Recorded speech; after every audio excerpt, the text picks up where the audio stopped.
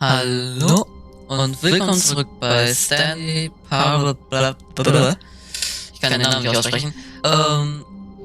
Ja, wir fangen da an, wo wir das letzte Mal aufgehört All haben. of his co-workers were gone. What could it mean? Stanley decided to go to the meeting room. Perhaps he had simply missed a memo. Diesmal sollten wir besser die Sachen When befolgen. Stanley came to a set of two open doors, he entered the door on his left.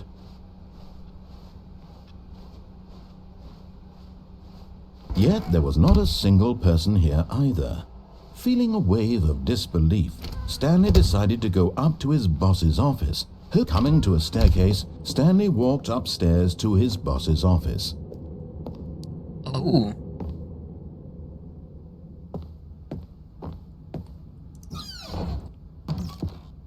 Ah.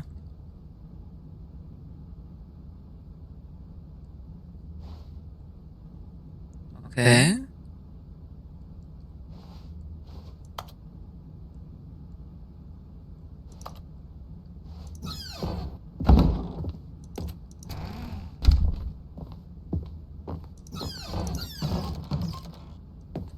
Ich wandere hier mal kurz durch. Okay.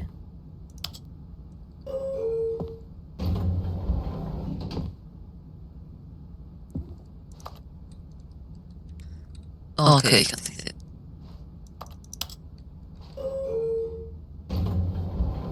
Ja, dann nehmen wir mal einen Aufzug. Ich hoffe, das ist nicht Copyright. Oh Gott. Bitte sei nicht Copyright. Ich will keinen Copyright-Zeug.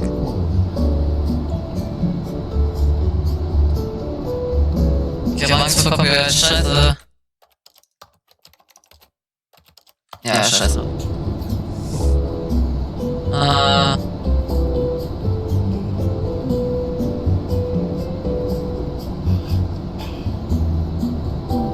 So, komisch lange. Es wackelt immer, das ist nicht gut.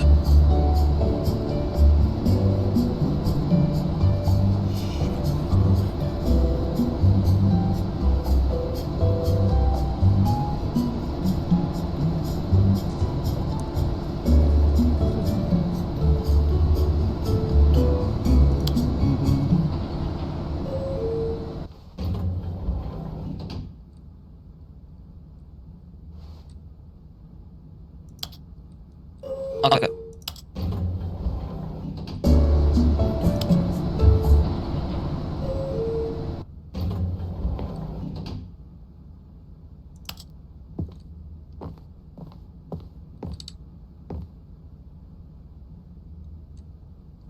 Okay.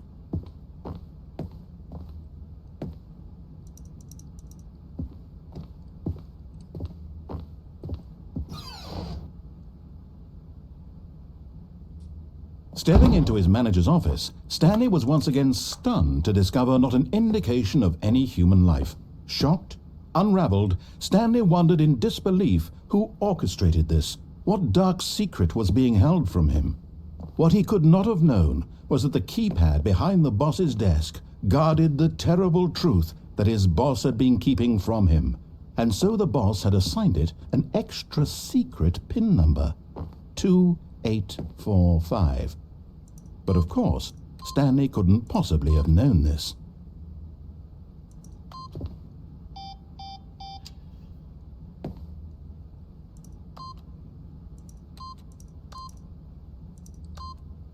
Yet incredibly, by simply pushing random buttons on the keypad, Stanley happened to input the correct code by sheer luck. Amazing. He stepped into the newly opened passageway. Okay, das ist komisch.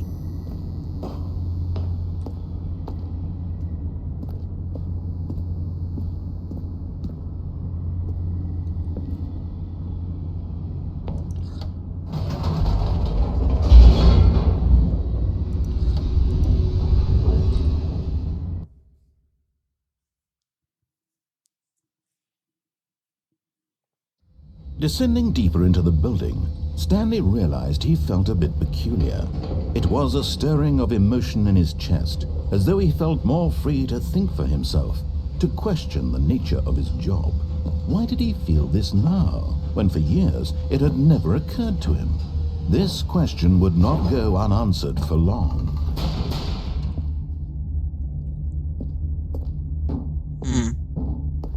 Stanley walked straight ahead through the large door that read Mind Control Facility.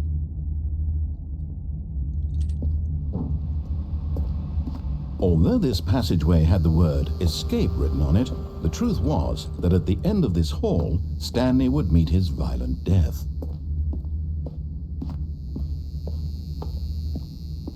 The door behind him was not shut. Stanley still had every opportunity to turn around and get back on track. At this point, Stanley was making a conscious, concerted effort to walk forward and willingly confront his death.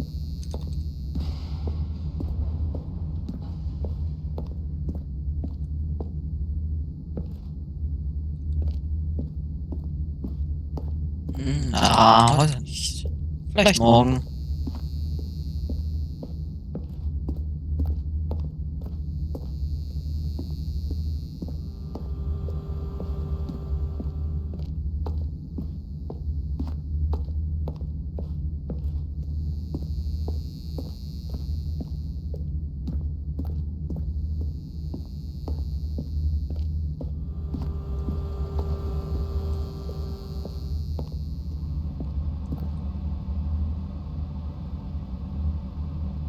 But of course, Stanley thought better of it and realized he simply had too much to live for.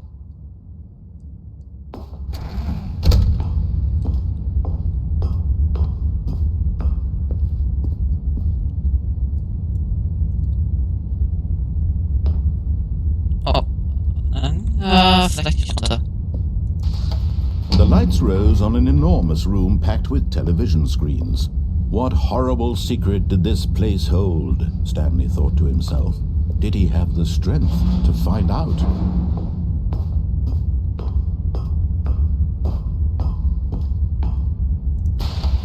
Now the monitors jumped to life, their true nature revealed.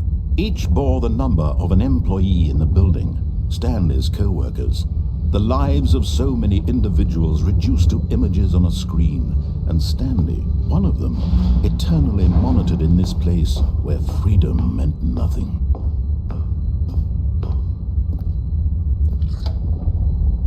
This mind control facility, it was too horrible to believe. It couldn't be true. Had Stanley really been under someone's control all this time? Was this the only reason he was happy with his boring job? That his emotions had been manipulated to accept it blindly? No, he refused to believe it. He couldn't accept it. His own life in someone else's control? Never! It was unthinkable. Wasn't it? Was it even possible? Had he truly spent his entire life utterly blind to the world? But here was the proof, the heart of the operation. Controls labeled with emotions, happy or sad or content. Walking, eating, working, all of it monitored and commanded from this very place.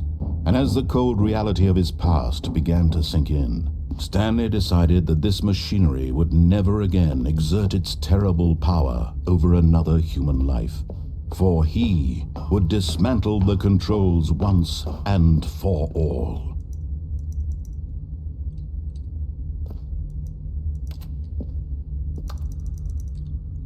Oh.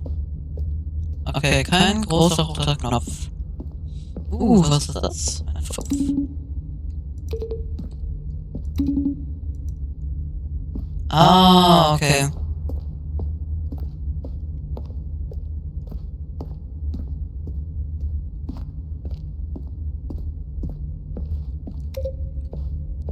Eins, zwei.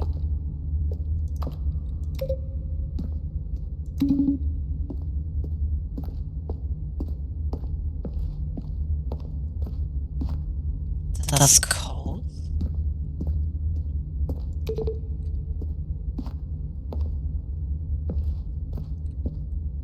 steht sehr viel 1, 0, 0, 1, 4, 2. Komisch.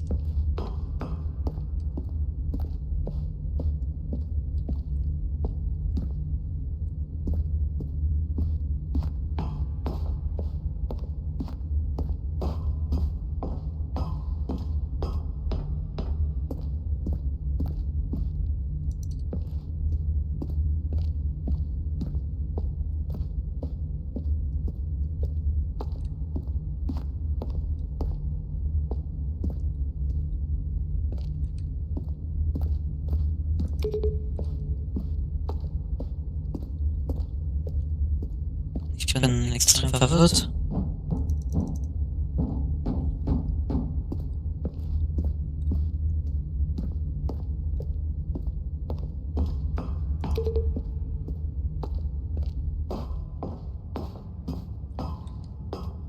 Ein Moment, hat das gerade funktioniert?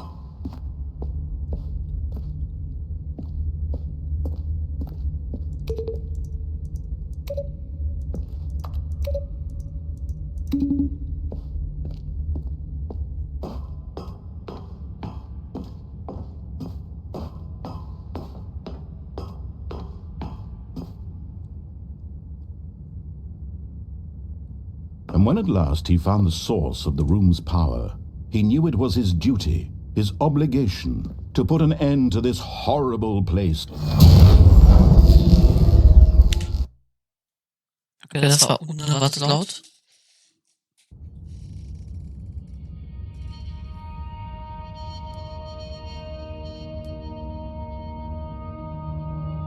Blackness and a rising chill of uncertainty. Was it over?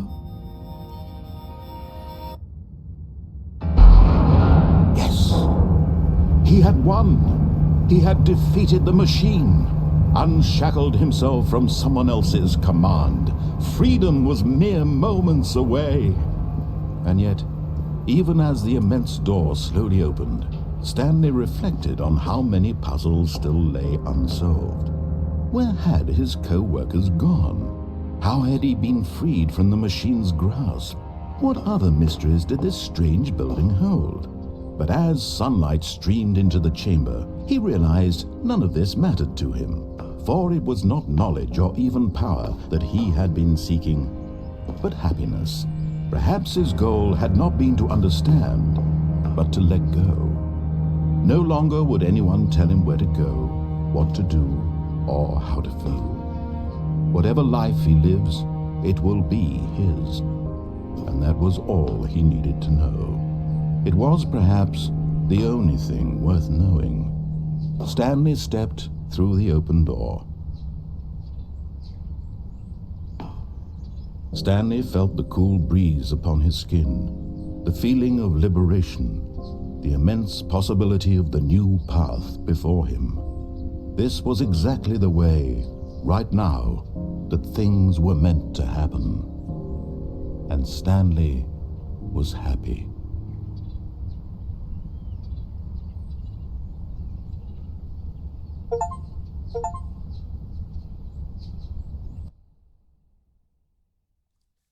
Okay. So sollte es All his eigentlich passieren. co-workers were gone. What could it mean? Stanley decided to go to the meeting room. Perhaps he had simply missed a memo.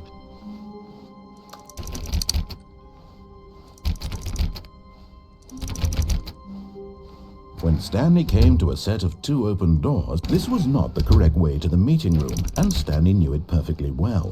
Perhaps he wanted to stop by the employee lounge first, just to admire it.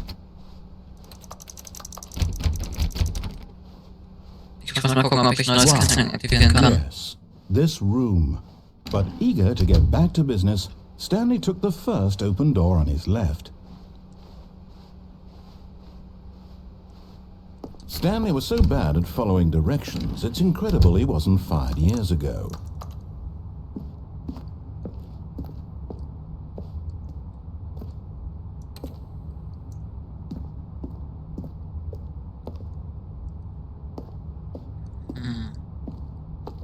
Vielleicht?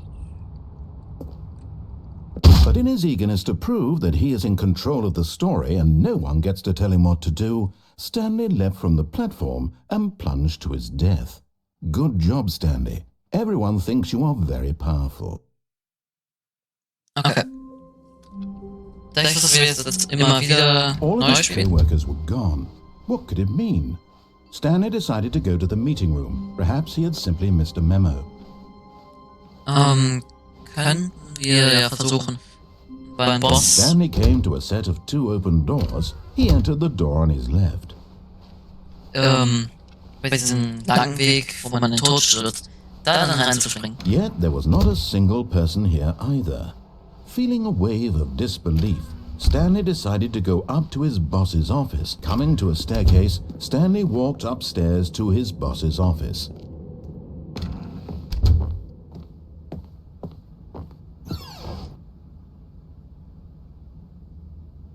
Stepping into his manager's office, Stanley was once again stunned to discover not an indication of any human life. What could it mean? Stanley wondered aloud to nobody. He began wildly tearing through papers on the boss's desk, pulling books off the shelf, looking behind paintings, desperate for clues to his situation. But his attention was caught by a keypad behind the boss's desk. What could its purpose be? In fact, this keypad guarded the terrible secret that lay buried below his feet. And so the boss had assigned it an extra secret PIN number, 2845. But of course, Stanley couldn't possibly have known this. Yet incredibly, by simply pushing random buttons on the keypad, Stanley happened to input the correct code by sheer luck. Amazing. He stepped into the newly opened passageway.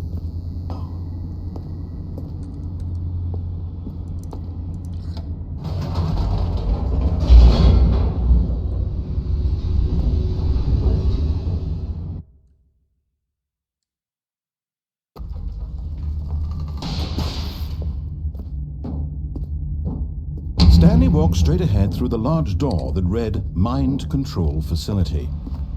Although this passageway had the word escape written on it, the truth was that at the end of this hall, Stanley would meet his violent death. Egal. Komm, gehen wir durch. The door behind him was not shut. Stanley still had every opportunity to turn around and get back on track. At this point, Stanley was making a conscious, concerted effort to walk forward and willingly confront his death.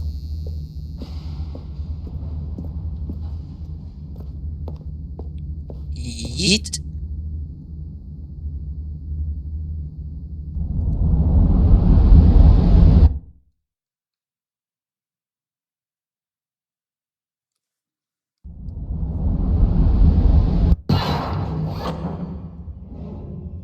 Huh. As the machine whirred into motion and Stanley was inched closer and closer to his demise, he reflected that his life had been of no consequence whatsoever. Stanley can't see the bigger picture. He doesn't know the real story, trapped forever in his narrow vision of what this world is. Perhaps his death was of no great loss, like plucking the eyeballs from a blind man. And so he resigned and willingly accepted this violent end to his brief and shallow life. Farewell, Stanley.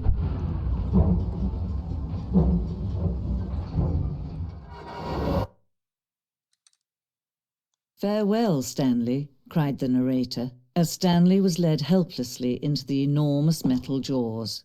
In a single visceral instant, Stanley was obliterated as the machine crushed every bone in his body, killing him instantly.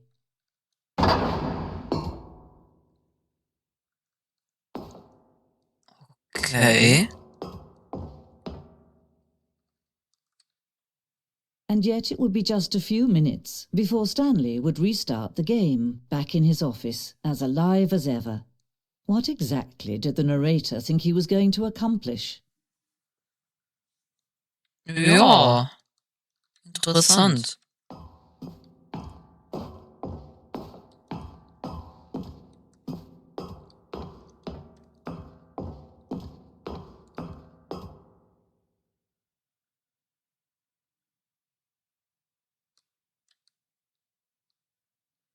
Das auch. When every path you can walk has been created for you long in advance, death becomes meaningless, making life the same. Do you see now? Do you see that Stanley was already dead from the moment he hit start?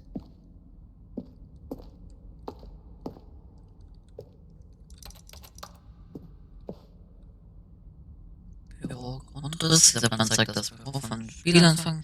Der Weg von Stanley Büro zu den beiden Türen der bla. Nach der Entwicklung Abschnitte hinzugefügt und verändert, aber Kerngrundriss ist fast identisch zum ersten Durchlauf. Ah, okay. Okay, es ändert sich immer. Ja, dann hier. Gang. Es war wichtig, das Spieltempo in diesen ersten Abschnitt richtig einzustellen. Dieser Korridor wurde verschoben und verändert sich zur Stellen, dass der Spieler die beiden Türen in einer guten Zeit erreicht. Die zwei Türen. Die zwei offenen Türen waren der erste korrekte Teil der Stanley-Parabel-Designs. Als dieser Raum erstellt wurde, entwickelte sich der Rest des Spiels als eine Erweiterung davon, eine Erkundung des Widerspruchs, diesen Raum, bla bla bla, irgendwas, ach ja, Knopfgeräusche. Eine Auswahl an Geräuschen, die im gesamten Spiel beim Drücken von Knöpfen verändert wurde. Jedes Geräusch ist eine Mischung aus einem Tastaturanschlag und einem künstlichen Ton.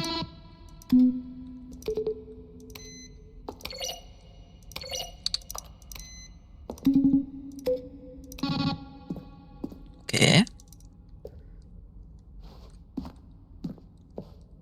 Das Büro. Okay. Ja, dachte ich schon. Aktenschränke. Bürocomputer. Installing. Hardware 7.1. Okay. Solitär. Employee Database. Okay. Credits. Audio Tom Schley. Und der Makellose. Achso, und der Makellose. Kevin Berting, der Erzähler. Zusätzlich Entwickler, bla bla bla.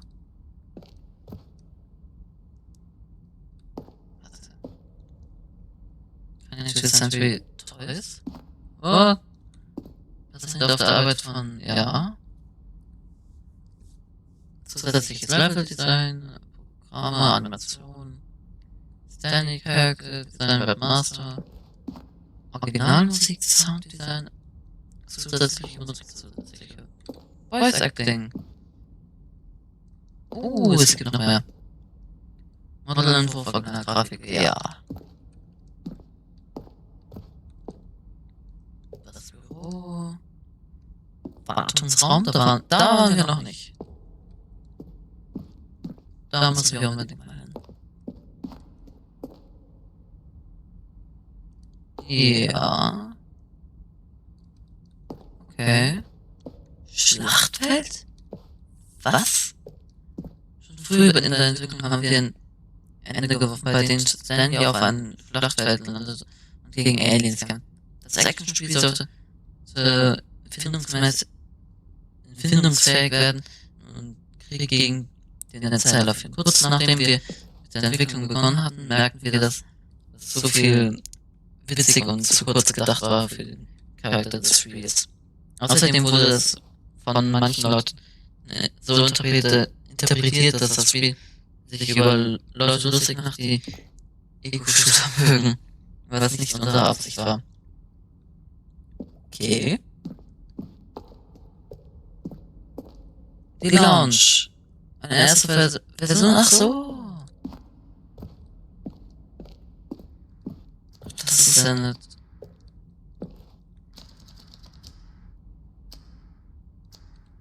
Der Wohnungstimer. In einer frühen Version der Entscheidung, die zum Apartmentende geführt hat, Er hat einen Timer eine 15 Sekunden Zeit gegeben, um das Telefon um ans Telefon zu gehen. Wenn man nicht ans Telefon gegangen ist, hat das zu einem anderen Ende geführt. Och. Also die zweite Version funktioniert ja die gleiche wie im finalen Spiel, aber wir wollten das mehr. Okay. Ja. Also doch größtenteils jetzt Spoiler. Also so ein Museum von der Entwicklung, das ist echt geil.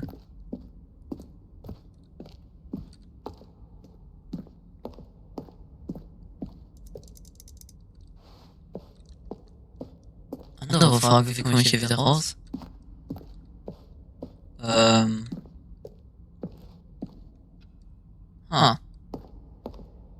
Gegenstand der Entwicklung des Chefbüros. Okay.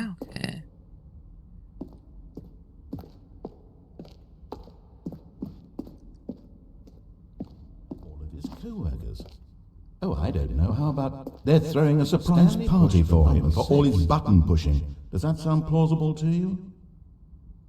Now look closely, Stanley. See how it's impossible for the player to do anything in this room.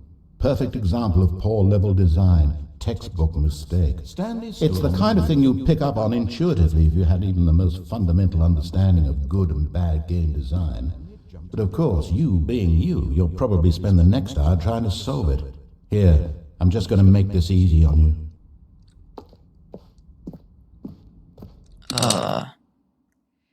Ja, das Spiel länger beginnen. Vielleicht wäre das eine gute Idee.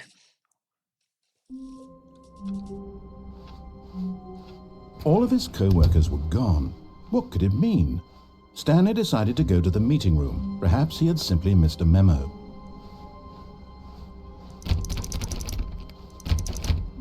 Die Tür ist offen. Wieso ist die Tür offen?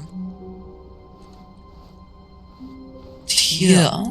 Stanley went around touching every little thing in the office, but it didn't make a single difference, nor did it advance the story in any way. Die Deckenplatten, okay. Bisschen komisch.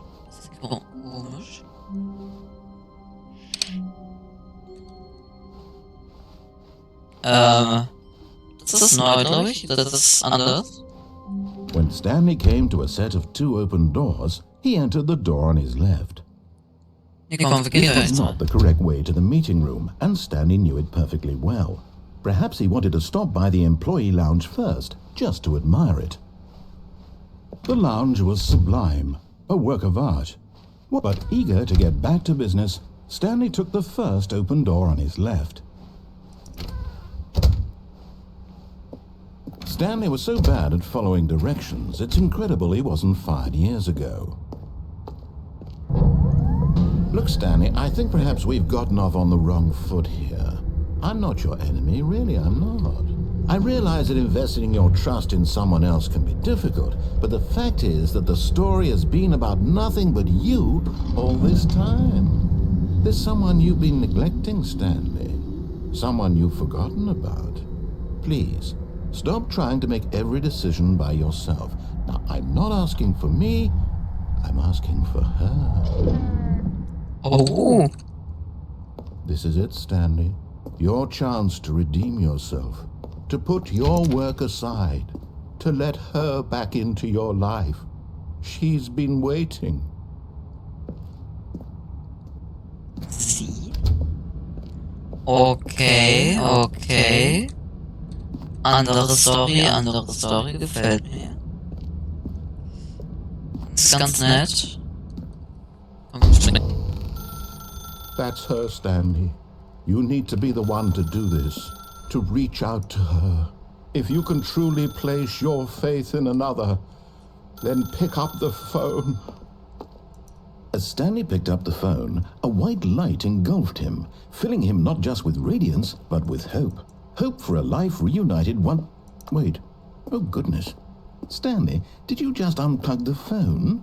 No, that wasn't supposed to be a choice. How did you do that? You actually chose incorrectly. I didn't even know that was possible. Let me double check. No, it's definitely here, clear as day. Stanley picks up the phone. He's taken to his apartment where he finds his wife, and the two pledge themselves to one another. Music comes in, fade to white, roll credits. Not picking up the phone is actually somehow an incorrect course of action. How is that even possible? None of these decisions were supposed to mean anything. I don't understand. How on earth are you making meaningful choices? What did you... Wait a second. Did I just see... No, that's not possible. I can't believe it. How had I not noticed it sooner? You're not Stanley. You're a real person. I can't believe I was so mistaken. This is why you've been able to make correct and incorrect choices. And to think I've been letting you run around in this game for so long. If you'd made any more wrong choices, you might have negated it entirely. It's as though you completely ignored even the most basic safety protocol for real-world decision-making. Or did you not grasp the severity of the situation? Well, I won't have that kind of risk on my watch. I'm going to stop the game for a moment so we can educate you properly on safe decision-making in the real world. Please observe this helpful instructional video. Choice. It's the best part of being a real person. But if used incorrectly, can also be the most dangerous. For example, in this scenario, a hypothetical real person named Rupert has a choice. He could invent a machine that eliminates food shortages across the world to make life better for all people. Or he could spend years of hard work forgetting how to read. Which choice would you make? Remember that unlike here, the real world makes sense, and at no time should you make a choice that does not conform to rational logic. If you find yourself speaking with a person who does not make sense, in all likelihood, that person is not real. Allow the person to finish their thought, then provide an excuse why you cannot continue talking. Turn to a partner and practice saying, "My goodness, is it 4:30? I'm supposed to be having a back, sack, and crack." Excellent. Making choices on a regular basis is the best part to a healthy decision-making process. Most medical professionals recommend making at least 8 choices per day. Do you make more than 8? Less? And finally, if you begin to wonder if your choices are actually meaningful and whether you'll ever make a significant contribution to the world, just remember that in the vast infiniteness of space, your thoughts and problems are materially insignificant, and the feeling should subside. At this time, your instructor will guide you in an exercise to test and reinforce the material covered in this video. Welcome back. You may have noticed that this room has begun to deteriorate as a result of narrative contradiction. But not to worry. Now that you're properly informed on good decision-making, we're going to revisit a choice you made just a few minutes ago and see what the correct thing to do would have been. This way, please. So, dann beende ich hier kurz die Folge. Wir sehen uns später wieder in Stanley irgendwas. Ich kann den Namen noch nicht aussprechen. Adios.